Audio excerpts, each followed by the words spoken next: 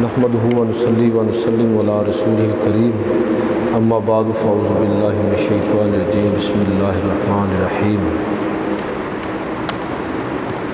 وشاورہم فی الامر فاذا عزمت فتوکل علی اللہ ان اللہ یحب المتوکلین صدق اللہ مولانا العظیم وصدق رسولہ النبی الکریم الامین ونحن علی ذالک من الشاہدین والشاکرین والحمد للہ رب العالمین۔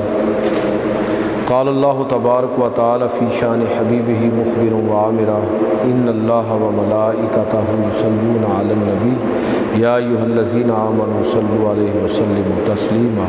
الصلاۃ والسلام علیک یا رسول اللہ وعلی آلک واصحابک وسلم یا حبیب اللہ۔ الصلاۃ والسلام علیک یا رسول اللہ وعلی آلک واصحابک وسلم یا حبیب اللہ۔ انتہائی واجب الاحترام سامعین و حاضرین، آج کے خطبہ جمعۃ المبارک میں جس موضوع پر چند باتیں آپ کی خدمت میں عرض کرنا چاہتا ہوں وہ موضوع وہی ہے جو گزشتہ کئی مہینوں سے چل رہا ہے، اخلاقیات، عبادات، اور اس میں آج جس موضوع پر تھوڑے سے وقت کے لیے چند باتیں عرض کرنا چاہ رہا ہوں وہ یہ ہے کہ ایک ہوتی ہے جسمانی عبادت، ایک ہوتی ہے مالی عبادت۔ اسی طرح عبادات کی ایک شکل جو ہے وہ قلبی عبادات بھی ہے۔ اللہ رب العزت نے اپنے حبیب صلی اللہ علیہ وسلم کو جو مبعوث فرمایا تو یہ بھی آپ کا منصب ہے کہ آپ لوگوں کا تزکیہ نفس کرتے ہیں۔ قرآن مجید فرقان حمید میں ہے نا کہ یعلمہم الکتاب والحکمہ ویزکیہم، کہ لوگوں کو، یہ پیغمبر وہ ہیں جو لوگوں کو کتاب کی اور حکمت کی تعلیم دیتے ہیں اور ان کا تزکیہ نفس کرتے ہیں۔ علماء اور فقہاء کا جو عمومی موضوع ہے وہ موضوع زیادہ تر مالی عبادات کو اور جسمانی عبادات، مالی عبادات جس طرح زکوٰۃ ہے اور جسمانی عبادات جس طرح کہ روزہ ہے، نماز ہے، اور حج جو ہے یہ جسمانی بھی ہے اور مالی بھی ہے۔ تو زیادہ تر علماء اور فقہاء نے ان موضوعات کو ایڈریس کیا ہے، لیکن جو قلبی عبادات ہیں وہ علماء اور فقہاء جو اس کے ساتھ ساتھ تصوف کا بھی گہرا شغف رکھتے تھے، انہوں نے ان موضوعات پر گفتگو کی کہ یہ ضروری ہے کہ نماز، روزہ، زکوٰۃ، حج یہ قلبی، یہ جسمانی عبادات ہیں اور مالی عبادات ہیں، لیکن یہ جسمانی اور مالی عبادات اصل رنگ کب پکڑیں گی؟ جب انسان کی دلی کیفیت بھی بہتر ہوگی۔ صرف مالی عبادت کافی نہیں ہے، جانی عبادت کافی نہیں ہے، جسمانی عبادت کافی نہیں، اس کے ساتھ ساتھ ان عبادات کو جو صحیح مقام پر کھڑا کرنا ہے وہ قلبی عبادت ہے، کہ جب دل کی انسان کی کیفیت اس طرح ہو جائے اور دل کا اس طرح تزکیہ ہو جائے کہ اس کے نتیجے میں باقی ساری عبادتیں صحیح معنوں میں عبادت بن جائیں۔ دیکھیں منافقین جو تھے وہ نبی صلی اللہ علیہ وسلم کے پیچھے نمازیں پڑھتے تھے، حضور صلی اللہ علیہ وسلم کے ساتھ جنگوں میں شریک بھی ہوتے تھے، خرچ بھی کرتے تھے، لیکن اس کے باوجود قرآن مجید فرقان حمید کہتا ہے کہ ان المنافقین فی الدرک الاسفل من النار، منافق وہ جہنم کے سب سے نچلے گڑھے کے اندر ہوں گے۔ کیوں؟ اس لیے کہ یہ جسمانی اور مالی عبادتوں کے باوجود ان کا حال یہ ہے کہ ان کے دل کی کیفیت نہیں بدلی۔ اس لیے لازم ہے کہ انسان کا جو انر ہے، اس کا جو اندر ہے اور اس کا جو دل ہے، اس کی کیفیت بھی تبدیل ہو۔ پیغمبر اسی لیے تشریف لاتے ہیں کہ تاکہ لوگوں کی اندرونی جو کیفیت ہے، ان کا جو دل ہے، اس کی پیوریفیکیشن کی جائے، اس کا تزکیہ کیا جائے۔ یہی منصب اللہ کے رسول صلی اللہ علیہ وسلم کا بھی ہے۔ وَيُزَكِّيهِمْ کا مطلب یہ ہے کہ یہ پیغمبر وہ ہیں جو لوگوں کے دل کو بھی صاف کر دیتے ہیں، ان کے دل کو بھی چمکا دیتے ہیں، اس کا تزکیہ نفس کرتے ہیں۔ اب جن اصولوں پر وہ تزکیہ کیا جاتا ہے ان میں سے آج کے جمعے میں جتنا ممکن ہوا میں آپ کی خدمت میں عرض کرتا ہوں۔ اس میں پہلا اصول وہ اللہ رب العزت پر توکل ہے۔ قرآن مجید فرقان حمید میں اللہ رب العزت فرماتا ہے وَشَاوِرْهُمْ فِي الْأَمْرِ فَإِذَا عَزَمْتَ فَتَوَكَّلْ عَلَى اللَّهِ، لوگوں سے مشورہ کیجیے، لیکن جب کسی کام کے کر گزرنے کا آپ عزم کر لیں تو پھر اللہ پر بھروسہ کیجیے۔ ان اللہ یحب المتوکلین، اللہ تعالیٰ توکل کرنے والوں سے محبت کرتا ہے۔ ان ینصرکم اللہ فلا غالب لکم، اور اگر اللہ تمہاری مدد اور نصرت کرنے لگے، اگر وہ تمہاری مدد فرمائے تو کوئی تم پر غالب نہیں آ سکتا۔ وَإِن یَخْذُلْکُمْ فَمَنْ ذَا الَّذِی یَنصُرُکُم مِّن بَعْدِہ، اور اگر اللہ ہی تمہیں نظر انداز کر دے، تمہاری مدد سے ہاتھ کھینچ لے، تو پھر کون ہے جو تمہاری مدد کرے گا؟ وَعَلَى اللَّهِ فَلْيَتَوَكَّلِ الْمُؤْمِنُونَ، اور اللہ پر ہی توکل کرنے والے ہیں اہل ایمان۔ میں عرض یہ کرنا چاہتا ہوں کہ توکل جو ہے یہ قلبی کیفیت یا کہہ لیں کہ دل کی جو عبادت ہے، اس میں ایک بڑی عبادت یہ ہے کہ انسان کو ایک ایسا دل حاصل ہو جائے، اس کا نفس اس طرح کی تربیت حاصل کر لے کہ اس کا صحیح معنوں میں اللہ پر توکل قائم ہو جائے۔ توکل کا مطلب کیا ہے؟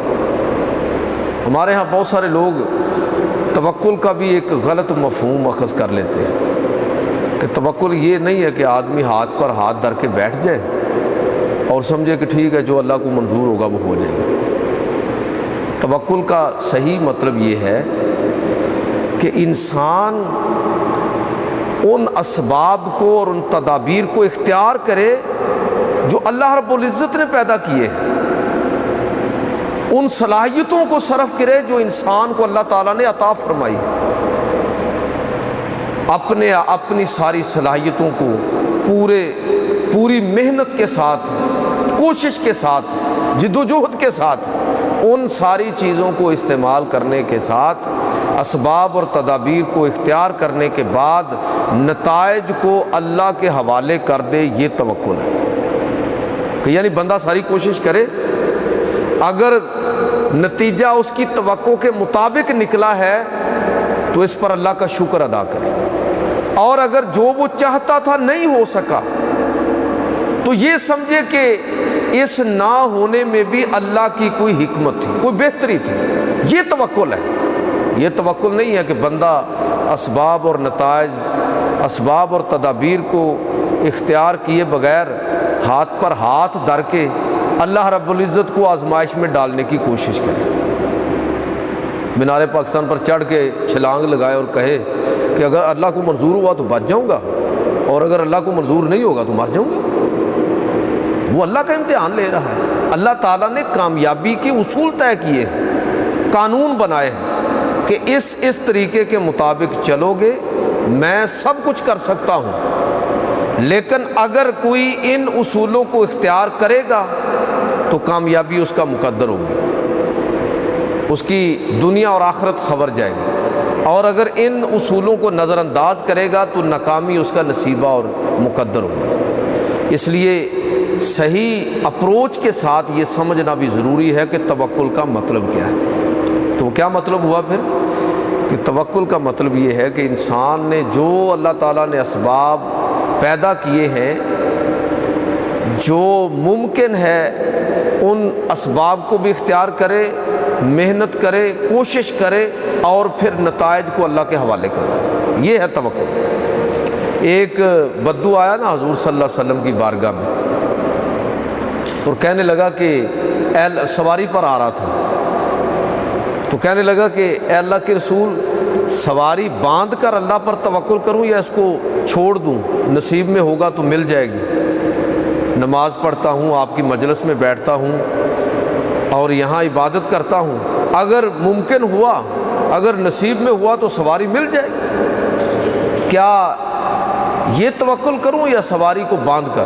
تو نبی کریم صلی اللہ علیہ وسلم نے ارشاد فرمایا قیدہ وتوکل، پہلے اس کو باندھو اور پھر اللہ پر توکل کرو۔ یعنی اسباب کو اختیار کرتے ہوئے اپنے آپ کو بندہ تھکا دے، اپنی ساری صلاحیت صرف کر دے اور پھر نتائج کو اللہ کے حوالے کر دے، یہ ہے توکل۔ وہ توکل نہیں ہے کہ بندہ کہے کہ جس طرح ہمارے ہاں بہت سارے کم ہمت، نکمے، بزدل اور چور قسم کے لوگ، کرنا کچھ نہیں، کہنا جی نصیبوں میں یہی لکھا ہوا تھا۔ بھائی نصیبوں میں ایسا نہیں ہے، اللہ تعالیٰ نے بندے کے نصیب بندے کے ہاتھ میں پکڑائے ہوئے ہیں، بندے کو دیے ہوئے ہیں کہ لو یہ تمہارے لیے کامیابی کا رستہ ہے، چلو اس پر۔ کامیابی سامنے کھڑی مسکرا رہی ہے، ادھر چلو گے، اس رستے پر چلو گے تو ناکامی تمہارا مقدر اور نصیبہ ہوگی۔ لہذا تقدیر کا وہ مطلب بھی غلط ہے جو ہمارے ہاں لوگوں نے بنا لیا ہے۔ تقدیر اللہ رب العزت نے بندے کے ہاتھ میں دے رکھی ہے، جس طرح چلو گے لیس للانسان الا ما سعی، انسان کے لیے وہی کچھ ہے جو وہ کرے گا، جو رستہ اختیار کرے گا، جس انداز میں چلے گا، جتنی محنت کرے گا، اور پھر اس کے بعد نتائج کو اللہ کے حوالے کر دے گا، اللہ رب العزت اس کو ناکام نہیں کرے گا۔ یہ مطلب ہے، یہ مطلب نہیں ہے کہ آدمی ہاتھ پر ہاتھ دھر کے بیٹھ جائے اور کہے کہ جو اللہ کو منظور ہوگا ہو جائے گا۔ پہلے آپ نے اپنی کوشش کر لی۔ اگر یہ اصول اور قانون ہو تو پیغمبروں کو بھیجنے کی ضرورت ہی کیا ہے؟ اللہ کے رسول صلی اللہ علیہ وسلم 13 سال تک مکہ کے اندر مصیبتیں اور تکلیفیں برداشت کرتے رہے۔ وہ آپ نے تکلیفیں اور مصیبتیں کیوں برداشت کی ہیں؟ یہ توکل کا مطلب یہ نہیں تھا۔ پیغمبر کا کام پیغام پہنچانا ہے، اپنی محنت کرنا ہے، اپنی صلاحیتوں کو صرف کرنا ہے، اللہ کے حکم کو بجا لانا ہے، اور پھر نتائج کیا نکلتے ہیں اس کی پرواہ نہیں کرنی چاہیے۔ نتائج ٹھیک ہی نکلیں گے، چاہے دیر سے نکلے۔ 13 سال کسی نے بات نہیں سنی، مدینہ میں گئے، جنگیں ہوئیں، لمبی جد و جہد، اور پھر وہ وقت آیا کہ پورے جزیرہ عرب کے اندر بھی اور عالم دنیا کے اندر بھی اللہ کے رسول صلی اللہ علیہ وسلم کا پیغام پہنچا۔ یہ توکل ہے، یعنی بندہ اپنے آپ کو تھکا دے، اپنی ساری کوششیں کر لے، اور اس کے بعد مطمئن ہو جائے کہ اب جو بھی ہوگا وہ اللہ رب العزت کو جو منظور ہوگا وہ ہوگا، اور وہ ٹھیک ہی ہوگا۔ یہ ہے توکل۔ نبی کریم صلی اللہ علیہ وسلم نے، آپ صلی اللہ علیہ وسلم نے اپنی تعلیمات کے ذریعے یہ ساری چیزیں ہمیں سمجھائی ہیں۔ پیغمبروں کے واقعات کے اندر یہ ساری چیزیں بالکل نمایاں ہیں۔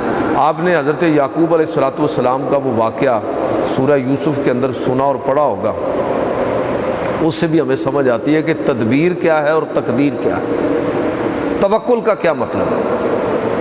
حضرت یوسف علیہ السلام گم ہو گئے، بیٹے کی جدائی میں باپ رو رو کے اپنی آنکھوں کو بے نور کر چکا ہے۔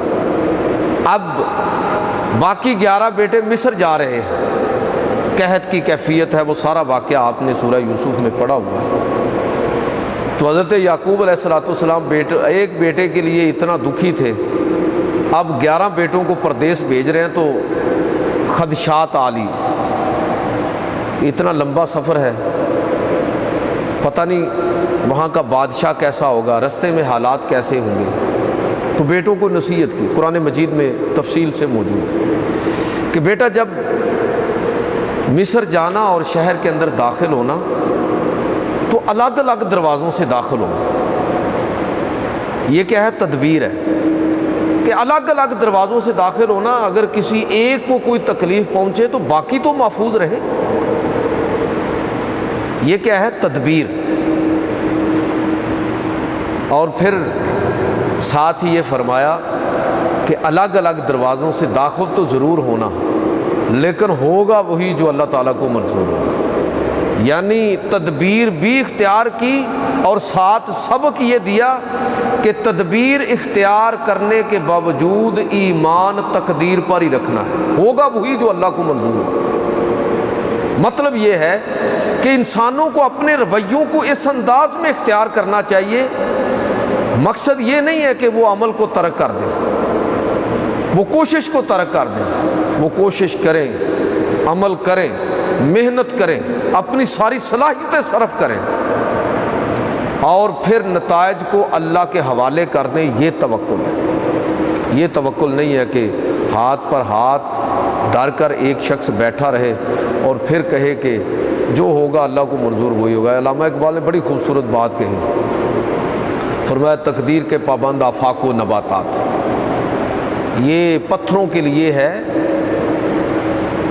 حیوانات، نباتات اور جمادات کے لیے ہے۔ تقدیر کے پابند آفاق و نباتات، مومن ہے فقط احکام الہی کا پابند۔ مومن ہر وہ عمل کرے گا جو اس کے رب کا حکم ہے، وہ اسباب کو اختیار کرے گا، تدبیر اختیار کرے گا اور پھر نتائج کو اللہ کے حوالے کر دے گا۔ یہ توکل ہے۔ میں کہتا ہوں کہ توکل کو آپ دنیا داری کے اعتبار سے سمجھنے کی کوشش کریں یا دین داری کے اعتبار سے، دونوں اعتبار سے یہ ہماری زندگی کا بڑا اہم اصول ہے کہ بندہ جتنی کوشش کرے گا، میں کہتا ہوں کاروبار ہی کیوں نہ ہو، تو کاروبار میں بھی جو آدمی اپنے آپ کو تھکاتا نہیں ہے، اپنی صلاحیتوں کو صرف نہیں کرتا، وہ کیسے کامیاب ہو سکتا ہے؟ اور دین کے معاملے میں بھی ہر معاملے کے اندر توکل کو اسی انداز میں سمجھنے کی ضرورت ہے۔ پہلی چیز جو میں نے آپ کی خدمت میں عرض کی ہے وہ یہ ہے کہ قلبی عبادات میں سے پہلی چیز کہ بندہ اللہ پر توکل کرنا سیکھے۔ جب وہ یہ چیز سیکھ جاتا ہے تو رب کریم ارشاد فرماتا ہے ان اللہ یحب المتوکلین، بے شک اللہ رب العزت توکل کرنے والوں سے محبت کرتا ہے۔ اللہ اپنے بندے کو ناکام نہیں کرتا، جو اپنی پوری تدبیر اور اسباب کو اختیار کرنے کے بعد نتائج کو اللہ پر چھوڑتا ہے تو اللہ ایسے بندے کو ناکام نہیں کرتا۔ ایک بڑا دوسرا اہم اصول قلبی عبادات میں سے پہلا کیا میں نے عرض کیا؟ توکل، اور دوسرا اصول اور دوسرا طریقہ وہ شکر ہے۔ یہ بھی ایک قلبی عبادت ہے کہ شکر گزاری کا جذبہ انسان کے اندر پیدا ہو۔ شکر گزاری کا جذبہ پیدا کیسے ہوگا؟ شکر گزاری کا جذبہ اس وقت پیدا ہوگا جب انسان کو صحیح معنوں میں یہ شعور مل جائے کہ اس کائنات کے اندر جو کچھ ہے وہ سب کچھ اللہ تعالیٰ نے میرے لیے پیدا کیا ہے۔ قرآن مجید میں ہے نا، اللہ تعالیٰ فرماتا ہے وَخَلَقَ لَكُم مَّا فِي الْأَرْضِ جَمِيعًا، کہ ہم نے جو کچھ پیدا کیا انسان سب تیرے لیے پیدا کیا ہے۔ کائنات کی ہر نعمت اللہ تعالیٰ نے انسان کے لیے پیدا کی، وہ اس کے اپنے سراپے کی صورت میں ہو کہ بولنے کی نعمت ہے، سننے کی، دیکھنے کی، چکھنے کی، چھونے کی، پکڑنے کی، سمجھنے کی، کتنی صلاحیتیں اللہ تعالیٰ نے دی ہیں۔ پورا ایک نظم ہے جو انسان کے جسم کے اندر قائم ہے، اور اس کے خارج کے اندر کیسی کیسی نعمتیں اللہ رب العزت نے بکھیر دی ہیں۔ پانی اور ہوا اور فضا اور یہ چرند اور پرند، یہ سب کس کے لیے پیدا کیے ہیں؟ انسانوں کی سماعت کو خوشی سے معمور کرنے کے لیے اللہ رب العزت نے پرندوں کی بولیاں، یہ انسانوں کے لیے ہے۔ فضاؤں میں پھولوں کی مہکتی ہوئی خوشبو انسانوں کے لیے ہے۔ کائنات کا پورا نظم انسانوں کے لیے ہے، اور انسان کو اللہ رب العزت اپنے لیے پیدا کرتا ہے۔ سب کچھ انسان کے لیے، اور انسان کس کے لیے ہے؟ اللہ تبارک و تعالیٰ کے لیے۔ اگر کسی بندے کو یہ صحیح شعور مل جائے تو صحیح بات یہ ہے کہ وہ بندہ اللہ کا شکر گزار بندہ بن سکتا ہے۔ اس وقت اس کے دل کے اندر شکر گزاری کا جذبہ پیدا ہوگا۔ حدیث پاک کے اندر آتا ہے، اور یہ بہترین طریقہ اور اصول ہے کہ کب انسان شکر گزاری کا جذبہ اس کے اندر کب پیدا ہوگا؟ اس وقت پیدا ہوگا کہ جب بندہ دین کے معاملے میں اپنے سے اوپر والوں کی طرف دیکھے اور دنیا کے معاملے میں آپ دیکھے گا کہ یہ مجھ سے زیادہ صاحب علم ہے، یہ مجھ سے زیادہ عابد و زاہد ہے، یہ مجھ سے زیادہ نیکی میں آگے ہے، تو بندہ اور زیادہ نیکی کی طرف بڑھے گا۔ اور جب دنیا کے معاملے میں اپنے سے نیچے کو دیکھنا شروع کرے گا تو شکر گزاری کا جذبہ پیدا ہوگا کہ اے اللہ کتنے لوگ ہیں کہ جن کو تو نے مجھ سے کم عطا فرمایا ہے۔ حضرت شیخ سعدی رحمۃ اللہ تعالی علیہ کے بارے میں آتا ہے، خود وہ اپنا واقعہ بیان کرتے ہیں کہ میں گزر رہا تھا، ایک سفر میں تھا، کپڑے پھٹ گئے، زادِ راہ ختم ہو گیا، جوتا ٹوٹ گیا، تو میرے دل کے اندر یہ خیال آیا کہ مجھ سے بھی کوئی زیادہ بد نصیب ہوگا کہ لباس پھٹ گیا ہے، زادِ راہ ختم ہو گیا ہے، جوتے ٹوٹ گئے ہیں اور میں سفر کی حالت میں ہوں۔ کہتے ہیں میں بستی میں داخل ہوا، مسجد کے دروازے پر میں نے ایک ایسے شخص کو دیکھا کہ جس کے نہ ہاتھ تھے نہ پاؤں تھے، تو میں نے اللہ کا شکر ادا کیا کہ اے رب کریم، کیا ہوا اگر میرا لباس پھٹا ہوا ہے، کیا ہوا اگر میرا جوتا نہیں ہے، کم از کم میرے پاؤں تو ہیں، میرے ہاتھ تو ہیں۔ بندہ جب نعمتوں کے معاملے میں اور دنیاوی معاملات کے اندر اپنے سے نیچے دیکھنا شروع کرتا ہے تو اللہ رب العزت کے فضل اور کرم سے اس پر اور زیادہ اس پر یہ چیز عیا ہوتی ہے کہ کتنے لوگ مجھ سے نیچے ہیں اور اس سے اوپر اللہ رب العزت نے مجھے نواز رکھا ہے۔ شکر گزاری کا جذبہ پیدا ہوا۔ ہم اس کے الٹ کرتے ہیں، دین کے معاملے میں اپنے سے نیچے اور دنیا کے معاملے میں اپنے سے اوپر دیکھنا شروع کرتے ہیں، اور نتیجہ یہ نکلتا ہے کہ شکر گزاری کی بجائے کفر کا جو مزاج ہے وہ انسان کے اندر پیدا ہوتا ہے۔ تو لہٰذا یہ لازم ہے کہ انسان شکر گزاری کے جذبے کو اختیار کرے۔ یہ بہت بڑی قلبی اور دلی عبادت ہے شکر گزاری، اور یاد رکھیے کہ کوئی بندہ اس وقت تک اللہ کا شکر گزار نہیں بن سکتا جب تک کوئی انسانوں کا شکر گزار بننا نہ سیکھ لے۔ نبی کریم صلی اللہ علیہ وسلم فرمایا نا کہ من لا یشکر الناس لا یشکر اللہ، کہ جو شخص بندوں کا شکریہ ادا نہیں کرتا وہ اللہ تعالیٰ کا شکر گزار بندہ بن ہی نہیں سکتا۔ وہ کتنے لوگ ہمارے اوپر مہربان ہوتے ہیں، کتنے لوگوں کا ہمارے اوپر احسان ہوتا ہے، اپنے والدین کا، عزیز و اقارب، دوست احباب، اور ہمارے ساتھ وابستہ ایک ایک شخص کا ہمارے اوپر احسان ہے۔ کبھی ہم نے غور کیا کہ رستے سے گزرتے ہوئے یہ جو خاک روب صفائی کر رہا ہے، اس کا کتنا بڑا احسان ہے ہمارے اوپر، اس کی کتنی بڑی مہربانی ہے، یہ ہمارے لیے کتنا اہم ہے۔ کیا ہم نے رک کے کبھی اس کا شکریہ ادا کیا، یا کبھی ایسا رویہ اختیار کیا کہ اس کو ناگوار نہ گزرے کہ وہ صفائی کر رہا ہے، دھول اڑ رہی ہے؟ کیا یہ نامناسب نہیں ہوگا کہ ہم اس کے قریب سے کراہت کے ساتھ گزریں، اس کو اچھے طریقے سے مخاطب کر کے بھی ہم گزر سکتے ہیں کہ جناب 1 منٹ ذرا دے دیجئے میں گزر جاؤں، رک جائیے، یا کیسے ہیں جی آپ خیریت سے؟ کہنے کا مطلب یہ ہے کہ جب انسان اپنے سے وابستہ لوگوں کو اس انداز میں شکر کے جذبے کے ساتھ دیکھتا ہے، کیفیت بدل جاتی ہے۔